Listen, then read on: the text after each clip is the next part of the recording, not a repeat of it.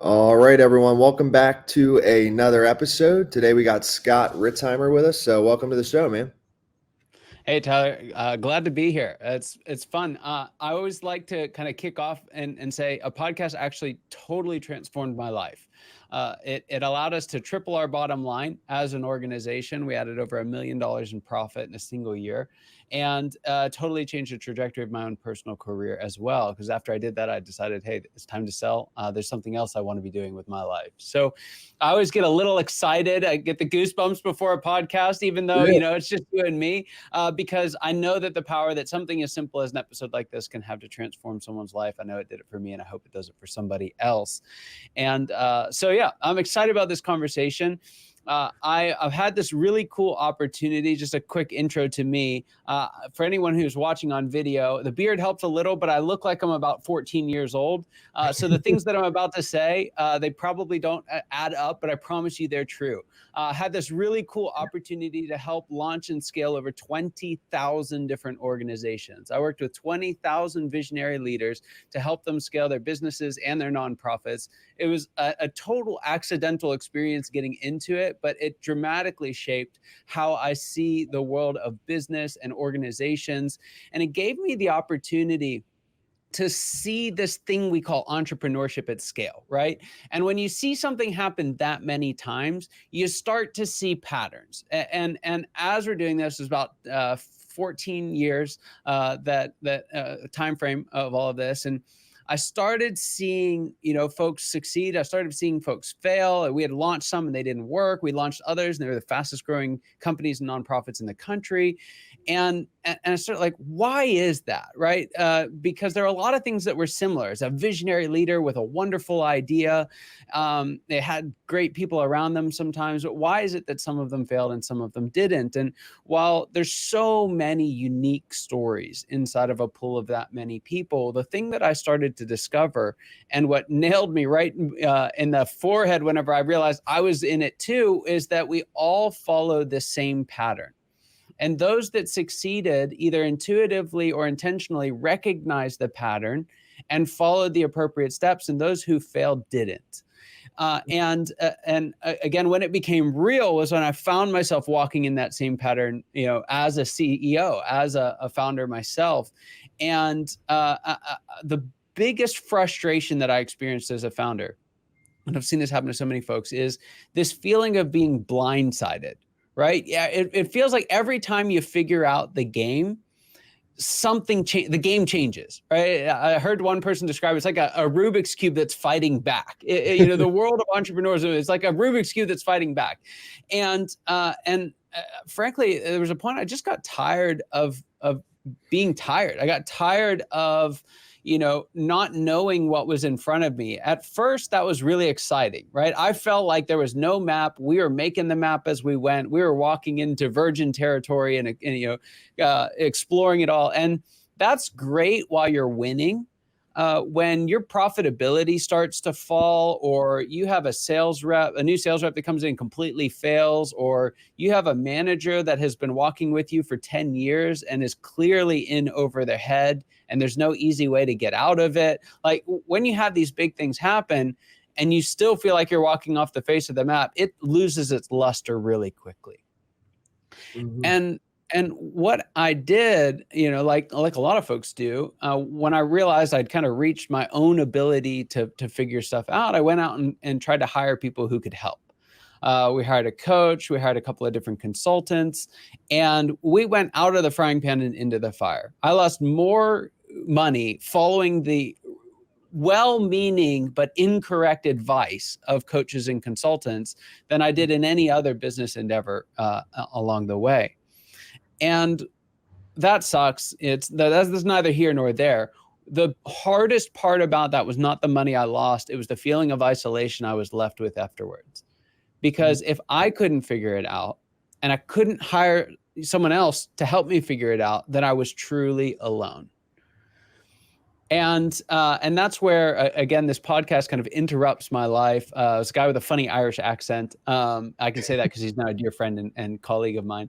But he's got this funny Irish accent. Starts talking about really boring business stuff. But it was the very first time I realized I was on a map. It was the very first time that I realized I was actually walking the same journey that everybody else was. I just couldn't see it because I was so bought into my own uniqueness. And once I understood what the pattern was, once I understood I was in the same story as everybody else, I knew what I needed to do. I had the confidence that if I did it, it would work. And it gave us the impetus, both me as a leader and my team together, to make the changes we needed to make to build a scalable company and achieve what we call predictable success.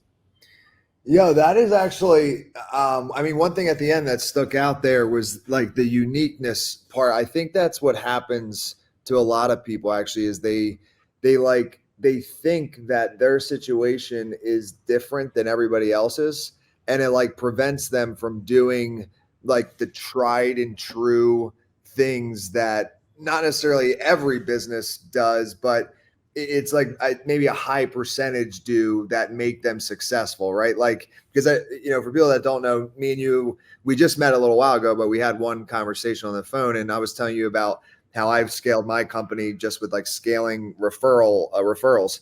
And now that you just said that, it just clicked in my head. I've actually literally have heard this. It's not common, but a few times on calls when I brought this up to people, they're like, referrals don't really work with my company. And I'm like, how is that possible?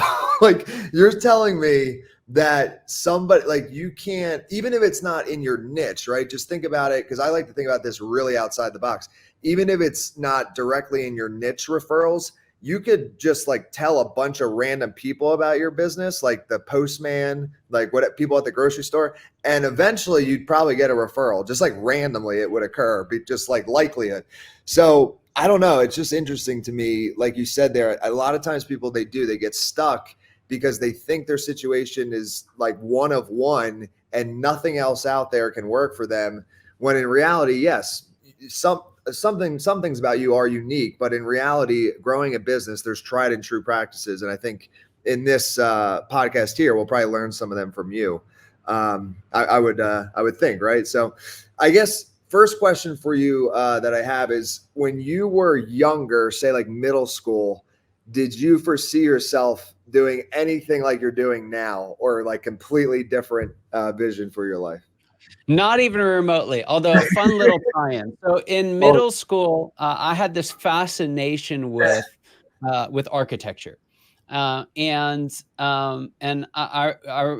right around that time, one of my teachers gave me a book by Frank Lloyd about buildings by Frank Lloyd Wright. They're just stunning, right? One of them was actually close by, and I had a chance to go visit it. And it's literally got a waterfall. They built the house on a waterfall.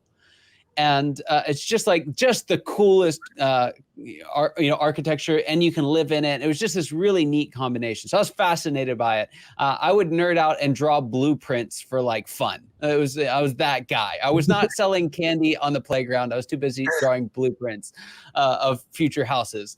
And so the idea of entrepreneurship was not something I was really thinking about. It was actually at that time, around when I was in middle school, that my dad started his first business. It was tough. It was really, really tough. There was all the kind of virtue and promise of it, but I saw firsthand the cost of that, the toll that it took, the volatility that some founders can experience, and wasn't particularly enthused by it. And so there was, however, this kind of underlying kind of fascination with how businesses work.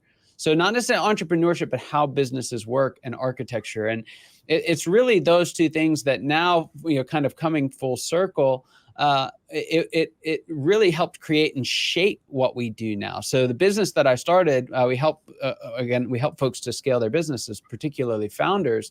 We call it Scale Architects, because what has to happen to scale, early stage growth, some people will call this scaling, but it isn't really scaling. It's just very fast growth. Early stage growth it happens by muscle, right? It is growth by multiplication. The more we do, the more we get. We figure out what works, and we just do more and more and more of it. We kind of liken it to running up and down a flight of stairs, right? If we want to get to 1 million, we got to go up 10 flights of stairs. So we hustle up, we throw everyone on our back, and we get up there, and then we do it all over again. And the next year, we're going to go to 11 flights of stairs, and the next year, 15, and whatever it may be. And it's just sweat equity, right? Like we are just muscling it and making. I know there's a part of your story that you did this, and I'm like thinking in my head, volume play, right? It's just do as much as we possibly can, and then as we're doing that, we can't do it all alone. So we go and bring in a team, and they start helping us out, and they start doing some of it for us, and that has dramatic implications on how we lead and what it means to lead. We can get to that later. But what ends up happening is that type of a growth strategy, right? It only lasts for so long. You will hit some kind of a barrier, and it's not inherently a market barrier. In fact, it's actually almost purely internal. We will run into a place where the complexity of our operations actually causes us to cause problems. We'll run into the size of our organization exceeds the way we show up as founder and CEO. We have to stop acting like founder and start acting like CEO. And to do that, to really scale an organization, it's not actually about a marketing strategy, although a great marketing strategy, three-legged stool, the whole thing, that's all necessary. To really sustainably scale an organization, you have to build a scalable organization. Because you can only do so much work for so long, right? The couple of heroes that are driving the growth inside of your company can only take it so far. But if you can move from, the heroic, we call it the fun stage. If you can move from that heroic growth by multiplication and build a scalable organization, then you can move to growth by exponent, right? That's where you can scale to whatever size the market will allow, whatever size you want the company to be. You have the control of knowing when to say no. You have the flexibility of knowing when you can make the big bet and it'll pay off. But again, to do that, you can't just muscle it through. You have to take a step back and design a scalable company. Yeah, I think that's probably actually the first mistake most founders make, and I feel like it's almost it's not impossible not to make, but because for me, and I don't know if I told you this when we last spoke, but my first couple of years I was running a one-on-one coaching business. So instead of high ticket done for you and courses, which is what we do now, I was doing one-on-one coaching, helping people write, upload their books to the publishing platforms, and then setting them up with marketing plans. And it was low six figures for a few years. And that was the max I could hit. And I was doing more work then than I'm doing now. And it was just insane. I had literally 100 clients at a time. People were texting me for advice. And that's when I very quickly realized, and look, maybe other people can scale this type of business. I don't know. I couldn't figure it out though. One-on-one coaching. And I guess, you could move to group coaching. That could work. But I kept trying to do it, and I would add more clients, but eventually I just hit a point where I was miserable, and I was like, I can't do this anymore. And I switched from coaching. We don't do any coaching anymore. And I switched to just done for you and courses.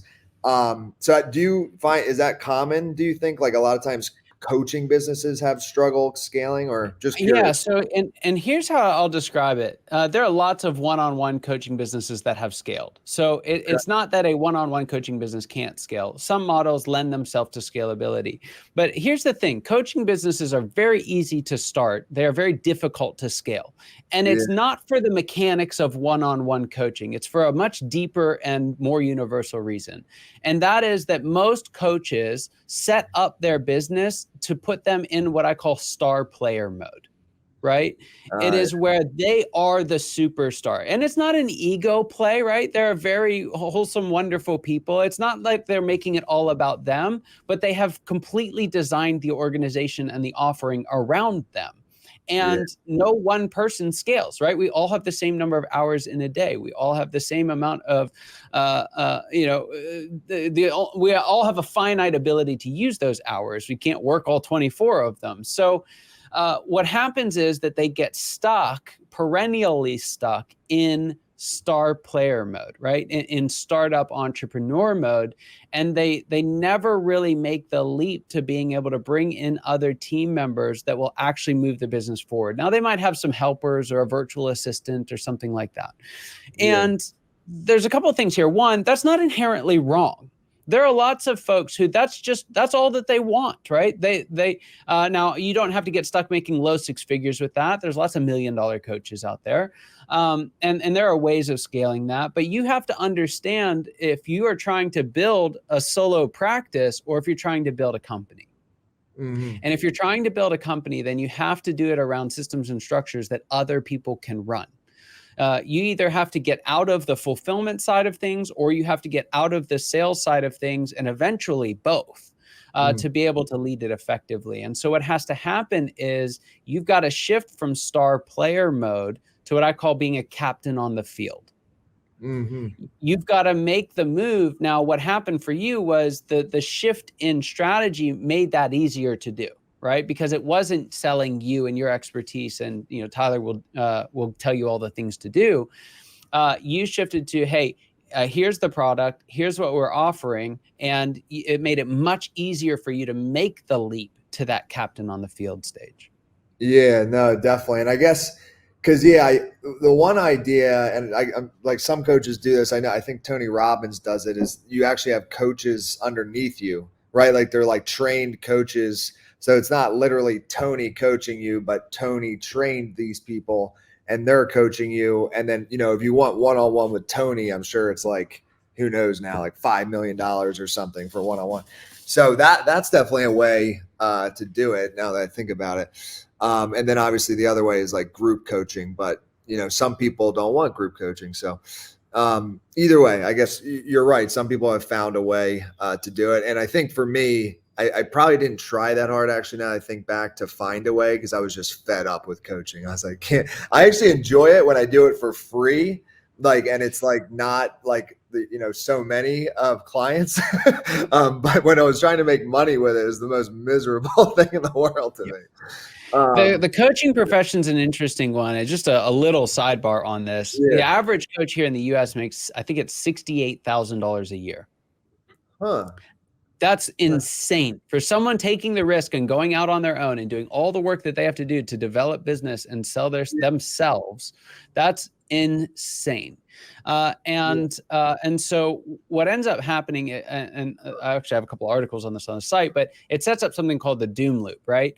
When you're that razor thin on your income, what happens for coaches, they go in and they have a tendency to be too helpful. They say yes to everything, right? Yes, I can help you with your book. Yes, I can help you with your marketing plan. Yes, I can help you with this. Yes, I can help you with that.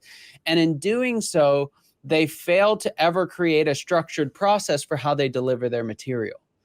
And so what you're able to achieve by getting out of one-on-one coaching is the same thing that coaches have to achieve, even if they're not scaling beyond the solopreneur stage, but to get into that high six figures. I've interviewed a ton of folks for my shows called The Secrets of the High Demand Coach, and I've interviewed not just on the show, but actual interviews, close to 1,000 coaches now. The number one thing that separates high demand coaches, right? Folks that are making $500, $600 million, $1,000 million a year. The number one thing that separates them from the rest is that they have a structured process that they use. So whether they're solo or not, and what's really cool about that is once you build the structured process, it's very easy to hand off to another coach. And it's very easy to hand off to another coach and another coach. So, but you can't do that if you're just saying yes to everything, right? You have to become very, very clear in who you serve and what you do for them. Then you can build the structure to do that.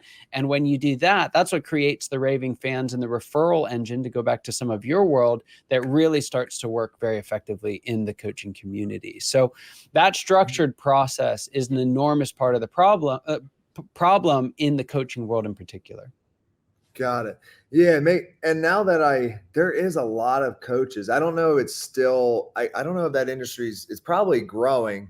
I just remember there was a time where I felt like I was living in San Diego and I felt like everybody was a coach. Like I literally just like meet people and they'd be like, I'm a coach on this, I'm a coach. But maybe it was just kind of like that community or something. But literally like everybody, they're like, I coach I'm a life coach or I'm a business coach or whatever. And it's like every single person in that town was a coach. And I was like, how are we all succeeding here? We're all coaching each other on different things, I guess. um, but Oh, either way. So, okay. So then when you're younger, your dad starts the company and that kind of was your first insight on entrepreneurship. What were some of your, like successes and failures personally on your companies, like, or company? yeah. So fast forward to 2008. I had started working for a locally owned business about a year and a half earlier. About 3 months after I had started there, it was sold on an owner finance deal, and the new owners kept everybody on. At least they tried to for a while. And I watched this company that I'd just been hired into systematically but unintentionally destroyed. And to make a very long story short, September 2008, the previous owner gets a call from the new owners. They say, hey, we're going to declare bankruptcy. You can have the business back if you want it. And at this point, it's like 3 broken chairs and those office chair, 3 broken computers. And those office chairs that have like this much, padding on them, Yeah, and yeah. it's all worn out from the middle. That was it. That was like the symbol of what was left of this once great company. Oh, So as he's driving in the U-Haul van to go get the broken computers and the worn out chair, he calls me and says, hey, I think we can relaunch this company. I think we can make it work. Will you help me? September 2008. We had no idea what was about to happen. oh yeah. First 6 months of starting the business, stock market goes down 32% or something crazy like that. And I mean, we were just making everything up as we went. We were fighting and scrapping and calling and doing anything that it took to make it work. So many stories from that era, but it was, that was my journey into entrepreneurship. Was I just wanted to stay working for the business I was working for. And now I'm an owner, now I'm an entrepreneur, now I'm a founder, and I'm trying to figure all this stuff out as we go. And somehow we made it work. I mean, even despite all the circumstances that were happening during that time, what we got right in those early days was a relentless focus on sales. Everything that we did, and I didn't know how important this was at the time, but I had intuitively learned it by watching the previous company focus on systems. And systems are good, but not if they come at the expense of a focus on sales.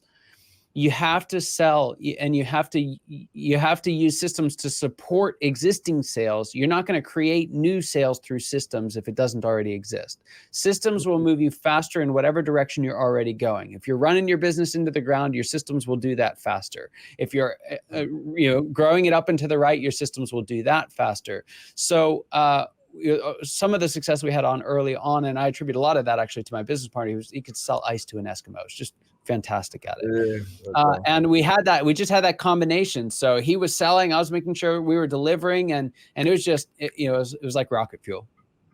And I still remember waking up one morning, and this is probably about a year in. I think we had 5 or 6 employees working for us. Some we had rehired. Some were, most of them were friends of one of us, right? We just, anyone who would come and bear the shame of working from his basement. Yeah, we were still working in his basement at this time. That was our hiring strategy. And they drove me nuts, right? Like they didn't think the way that I did. They didn't act the way that I did. They wanted to be told what to do, right? It was just like, I don't have time to tell you what to do. Go figure it out. And again, I didn't really realize this at the time, but that's a very natural stage that every founder goes through. And it's what we talked about earlier, of that move from the star player to the captain on the field. Now, this is actually a really hard transition for not just coaches like we talked about earlier, but for every founder to make. Because what happens in this stage is that we are moving from being from being the success of the company to having to manage others to do and be the success of the company. And I have never, you tell me if you've met one, but I have never met a founder who started their company to manage a small team of people. No, dude. And actually, I remember going through that. I might still be a little bit going through it. It's difficult. Like, because the natural reaction, I think, is like, because, as the founder, a lot of that stuff, because you've done it so many times, comes so easy to you already. So when somebody else is like asking you over and over and over again questions, it just, to me, my reaction is just like, oh, like I could do this but like so easily myself. But then I remember, no, that is not the right react. You know what I mean? Like I need to, now my role is to actually help everybody within the company to bring them up, and that brings everything up. I don't know, but I think that's, maybe I'm wrong on that. Maybe it's just me, and maybe I'm. No, you're 100% right. Now, but here's what makes it so difficult, right? Yeah. It is that you're still in the game, right? You're like most folks, what this looks like is they're hiring people to help do the work that they have sold.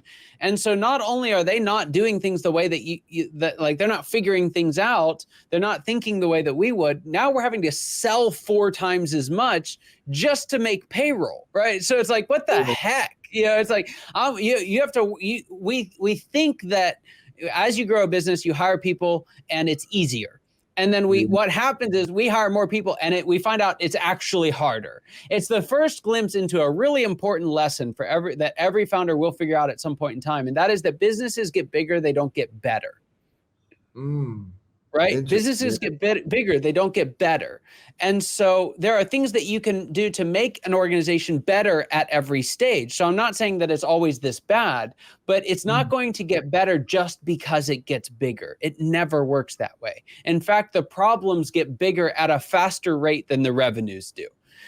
And so what happens is we're still in the game. It would be easier if we could just stand on the sideline and coach, but we still got, if we use the football analogy, we still have 300-pound men trying to sack us before we can get the ball out of our hands. Like it's, you're getting punched in the face and it's not comfortable, and someone's asking you a question. This is not the time for that.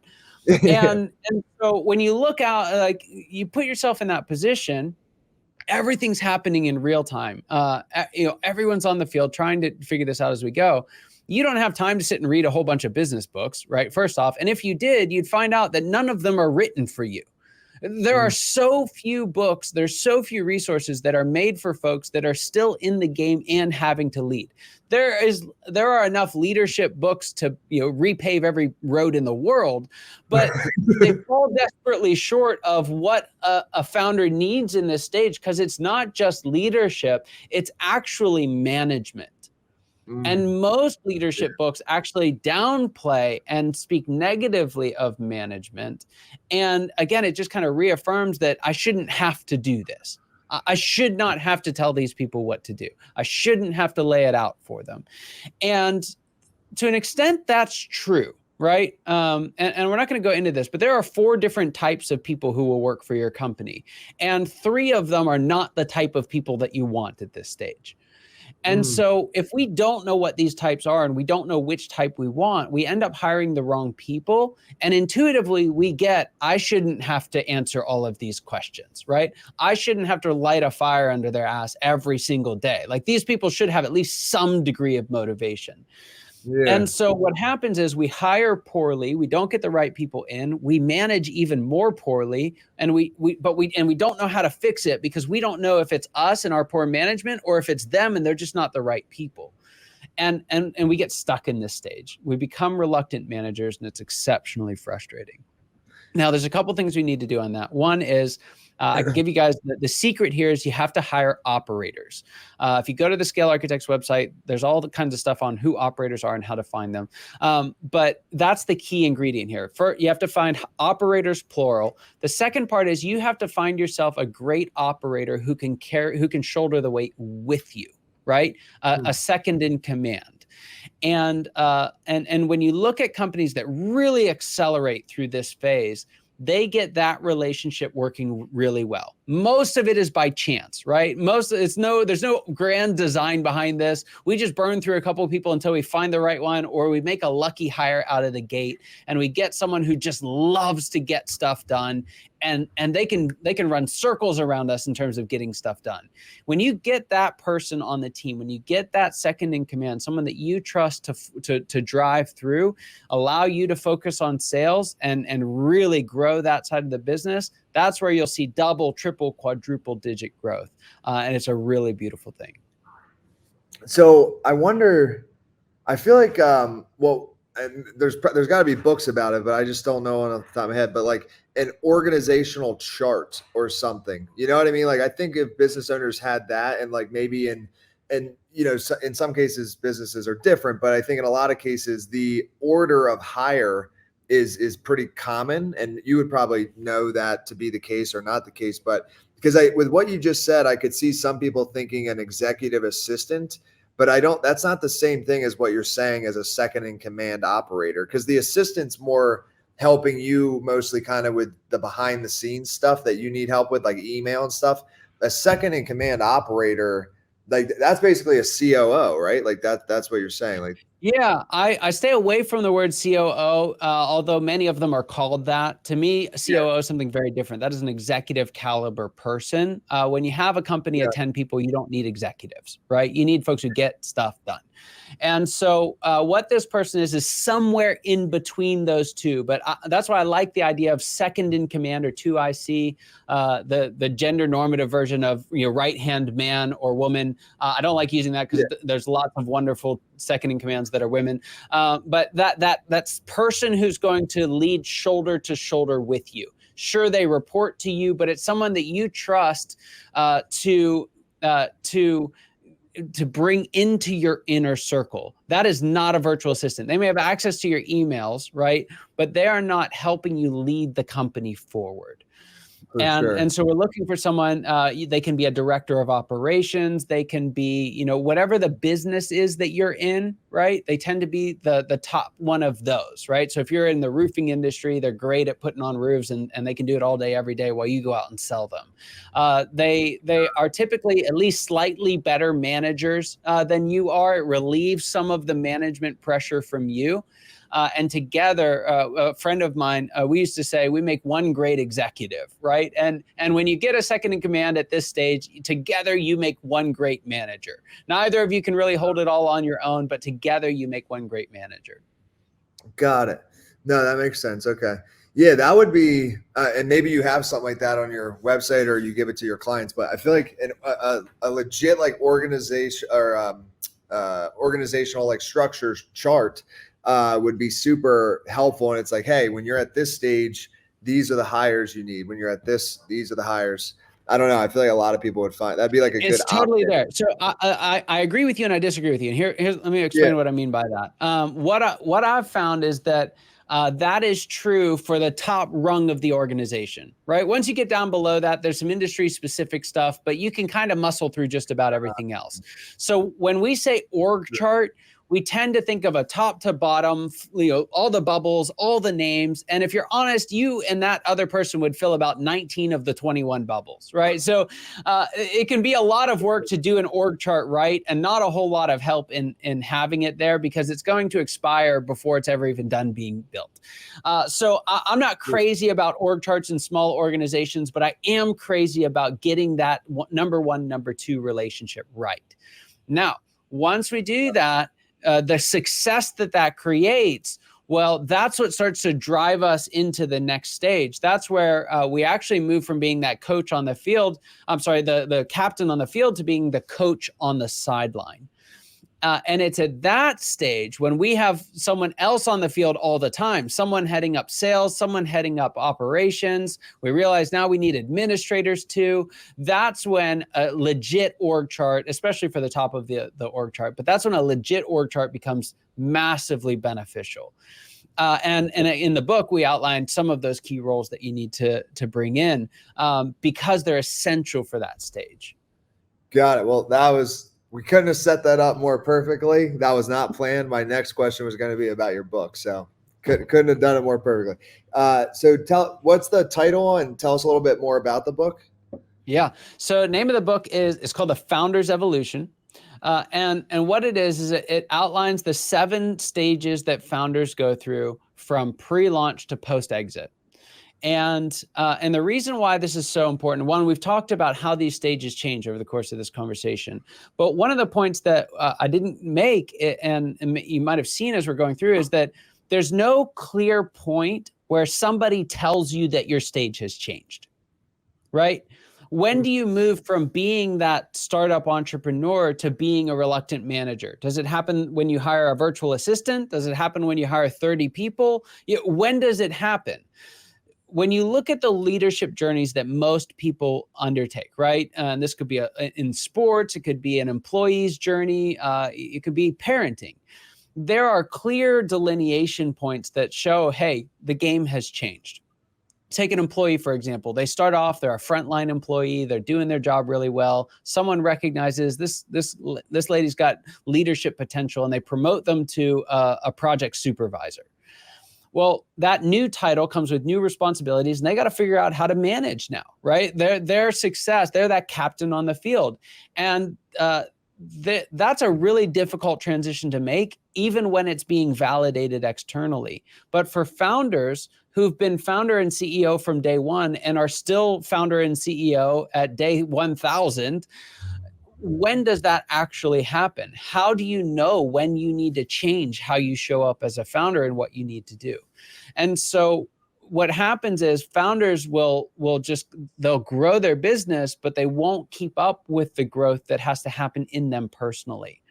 And they'll find themselves fighting against 2 and 3 and 4 of these stages all at once, showing up with the strength of a past stage when their business needs them to be something else for success. And so by laying out all 7 stages, I've found a way of making it ultra clear to folks as they're walking through the journey, so they can know exactly when the stage changes, what stage they're in now, and to an extent even better, what stage they want to get to. What was the experience like on writing the book? Like just because a lot of our audience, just from my business, they are authors or want to be authors. So I'm just curious, like when you decided that you were going to write a book, did you set up like a morning routine, write a little bit every morning, or how did you write the book? I have never had success with that. It's what you hear from everyone. I was just listening to, was it Stephen Pressfield's War of Art? And he talks about going, every day, 9:00 is his thing. And I've never had success with that, but I can write 8,000 words in a day if I sit down and block it off. Yeah, and so for me, I don't know why, it's just the way that my brain works. And I was writing a lot of blog articles at the time, and I started, recognizing this pattern coming back up again. I was like, wait a second, these are all connected. And so I actually cheated a little bit. I used my blog as the place to start, kind of each of the chapters in the book. And then went back later and compiled all those together, added the rest of the content that needed to be in there. And so there wasn't this kind of big, long-term concerted effort. It was just part of kind of like my normal flow. Usually twice a month, I would set up apart writing days where I would just go in and knock it out. And so that was my experience with it. I have a couple more books in me. I'm excited about this journey. I really enjoy the work of writing. And so I know that I'm going to have to pay the piper at some point. I'll reach this point where, I've got to get into a more consistent routine. But for me, the inspiration was there. And a lot of the structure and the model was already there because of the work that I do. So translating that into book form was actually not as hard as I thought it might be. No, and actually, at least from my experience, it is more rare the way you do it, but there really is only like 2 types, and it's your type where you kind of just like bang out huge chunks in a day, right? And maybe it takes you in total like 5 to 10 days to get the rough draft done, but you're working, a solid 6 to 10 hours or more in that one day. And then other people that, they just have a set morning routine every morning, 1 hour, and they do 1,000 words a day and they knock it out that way. That's how I was. Cause I think, I don't know, just like sitting at a table without anything else for 8 hours straight, after about 2 hours, I'm getting antsy. I got to like run around or do something, but whatever works for you.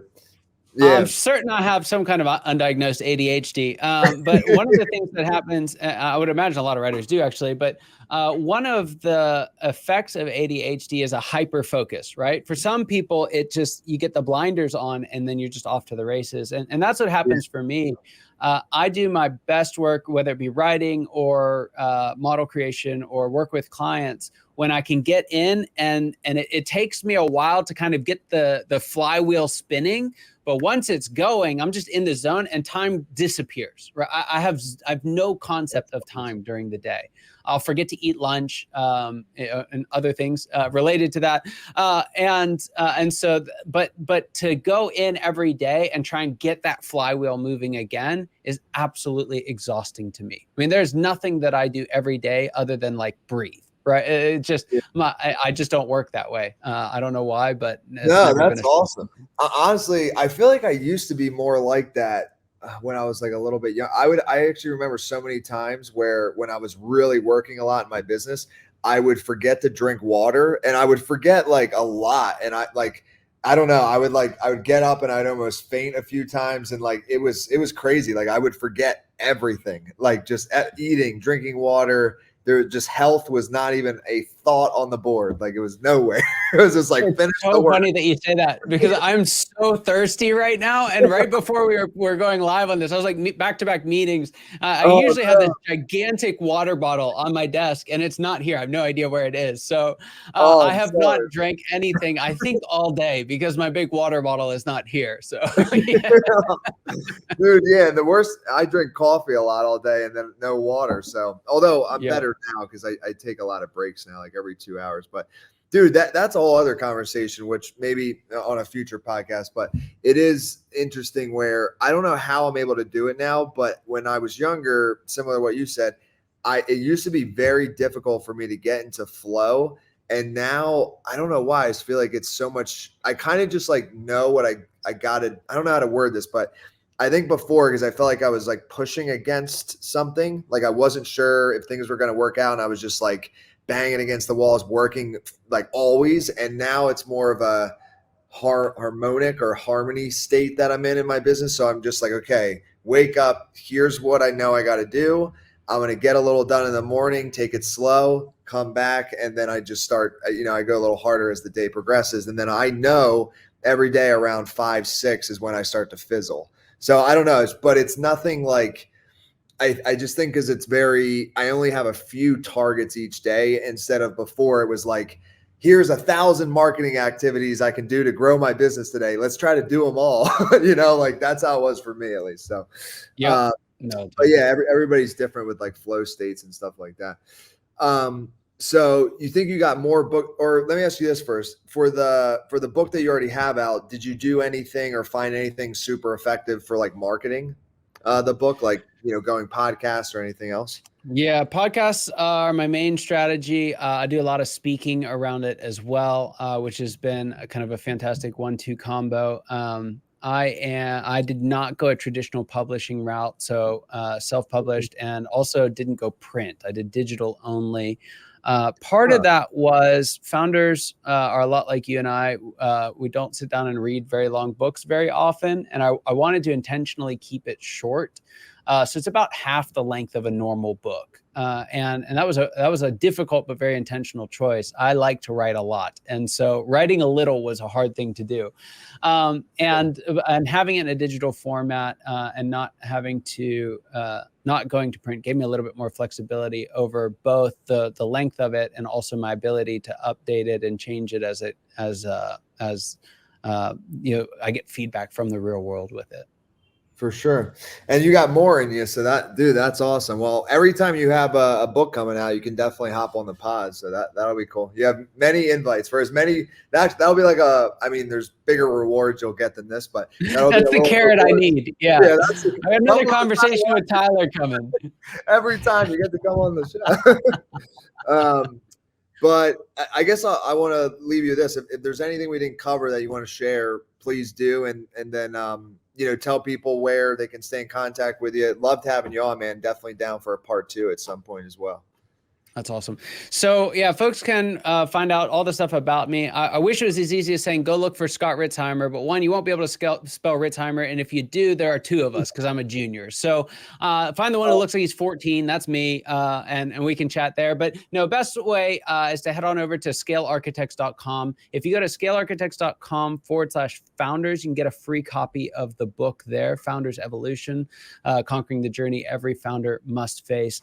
And the one thing, and I end every chapter in the book with this because to me, it's actually the most important thing about this journey. And to tell you what I'm talking about, I have 3 kids, and 2 of them, they're about to turn 13, 11, and 3. So the first 2 were pretty close together, both of the boys, and then our girl came about 10 years later. And with the boys that I had in my mid-20s, I loved them, but I had no idea what to do with them for the first 2 or 3 years of their life. I was just kind of like, here, you take them, mom, and give them back when they can kick a soccer ball. We'll have fun then. And again, it wasn't that I didn't like them. It wasn't any of that. I wasn't equipped for that stage, and I let that rob me of the joy that was available in that stage. And so 10 years go by, a lot of stuff has happened in our family since then. I decided I didn't want to do it that way with my daughter, and really made it a focus that I was going to, take advantage of every minute that I could get with her in these early years of her life. Still not any more equipped than I was beforehand, right? Like still, there's just anatomy here. But can I tell you the amount of joy that I've had, what she has already given to me in her short and wonderful little life? I'm different because of it. And one of the things that founders are particularly guilty of, and I've done this so many times, I'm still tempted by it regularly, is we're waiting, like, give me the business back in 3 years, right? When I hit $1 million, I'll be happy. When I hit $10 million, I'll be happy. When I hit something, it doesn't matter what it is, 50 employees, there's some arbitrary number. There's something, or once you know about the stages, you think, hey, I won't be happy until I'm in stage 5. Yeah. And the reality of it is that you will never find joy in a destination, not lasting joy. The only place to find lasting joy is in the journey. And so one of the things that I want you to do if you grab the book is pay attention to the end of each chapter, because I talk about the specific joy that's available in that stage. What happens is, we look back, and I see this now when I work with most of my clients who are in later stages, and they're looking back to these earlier days saying, man, I wish it was like that again. And then I go and work with founders in earlier stages, and they're like, man, I wish it was like this later stage. And the reality of it is neither of them are celebrating the joy that's in front of them right now and in this stage. So don't be like me. Don't wait 3 years to enjoy your kids. And don't be like me. Don't wait until X number of millions of dollars to enjoy your business and the journey that you're on. Dude, I absolutely love that. I can't tell you how many billionaires in interviews I've heard say that the happiest they ever were or was when their business was at a few million, because they had all the money, they could do anything they wanted basically, and they still had some freedom. And then now that they're a billionaire, they're actually working way more. Things are way more stressful. So it's so weird. Like no matter where you're at, you always think the other side, the grass is greener. But like you're saying, dude, it's in the journey, not the destination. So Either way, man, that hits home for me. And thank you for coming on again. I really appreciate it, brother. Tyler, it was a pleasure. Thanks for having me.